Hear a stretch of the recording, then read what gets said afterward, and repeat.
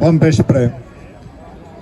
Us llegiré un poema de l'Olga Xirinacs que es titula Els fills de casa, dedicat a tots els que encara estan empresonats a Castella i tots aquells que els hi voldríem tancar.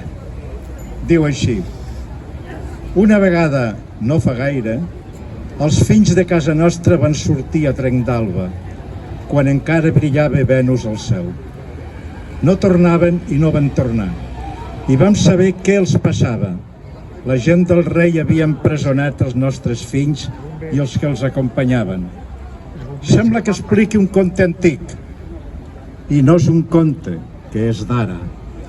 Molta gent demana al rei que ens torni els fills cap a casa, perquè no han fet cap mal ni abans ni ara. Fills d'altres cases han fugit enllà per no ser presos de l'enveja amarga, ni de fosca justícia venuda i renegada.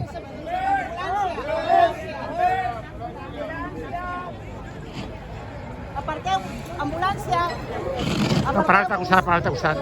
Espera, Una per a cada costat. després el tornem a fer perquè això s'ha